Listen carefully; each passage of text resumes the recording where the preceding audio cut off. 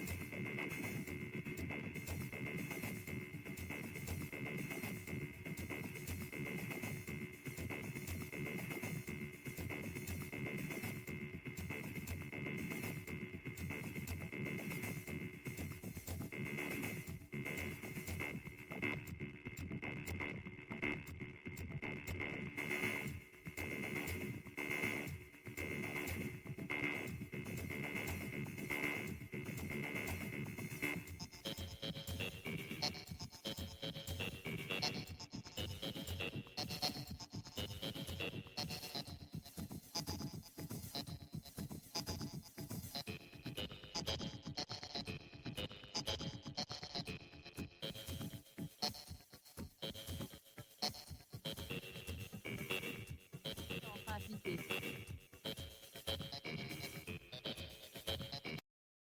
Des craintes de fuite dès 2017, monsieur avait obtenu la résidence de sa fille, par 5 décisions de justice entre 2017 et 2021, explique maître Caroline Brie, l'avocate de Saminou Nyoka.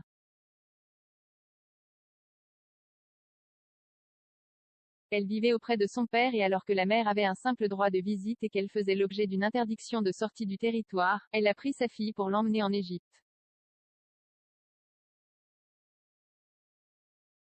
Dès la séparation du couple, en décembre 2016, elle manifeste sa volonté de partir à l'étranger et le père s'en inquiète. Il va y avoir une demande d'interdiction de sortie de territoire pour ma fille, obtenue en octobre 2017, parce que sa mère a conservé son passeport et elle ne voulait pas me le donner alors que j'avais la garde exclusive, explique Saminou Nyoka.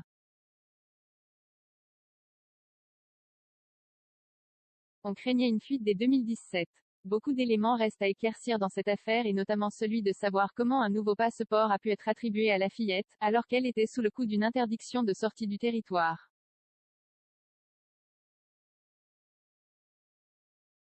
Il lui a en tout cas permis de rejoindre l'Égypte mais selon son ex-mari, la mère n'a pas de liens familiaux là-bas et elle n'est pas égyptienne mais de nationalité française.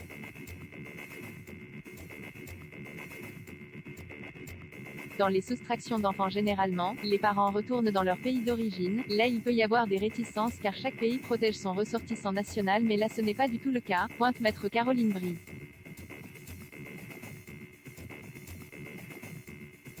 Un faux espoir en septembre elle a été, à un moment, employée par une structure qui dépend de l'État français ce qui renforce l'incompréhension du père quant à la non-exécution du mandat d'arrêt.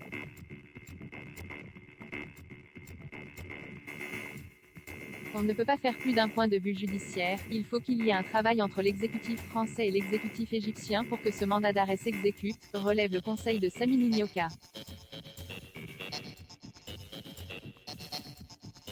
Il a nourri des espoirs en septembre dernier lorsqu'on lui a annoncé qu'il devait se rendre en Égypte pour récupérer sa fille et éviter qu'elle soit remise aux services sociaux.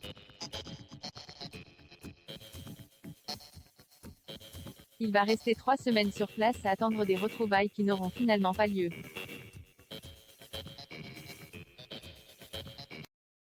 Le 8 février prochain, on connaîtra la décision du tribunal concernant le non-règlement de pension alimentaire par la mère.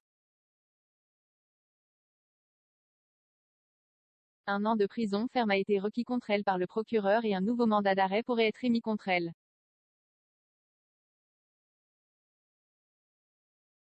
Combien en faudra-t-il, ironise le père, désespéré par l'enlisement de la situation. Une fillette tiraillée entre son père et sa mère. La mère a fixé 2 rendez-vous téléphoniques hebdomadaires où père et fille peuvent se parler. Les échanges téléphoniques montrent que l'enfant est dans un conflit de loyauté très important et que psychiquement, elle va de plus en plus mal, estime maître Caroline Brie.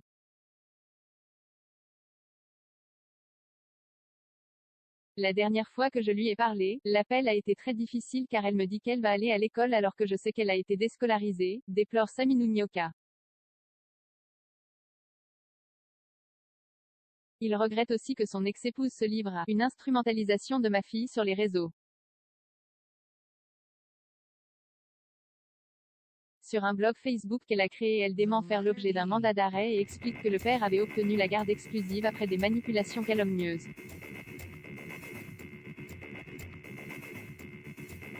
Saminou Gnocca a même alerté Gérald Darmanin et il lui a été répondu qu'elle ferait l'objet d'un « examen attentif ».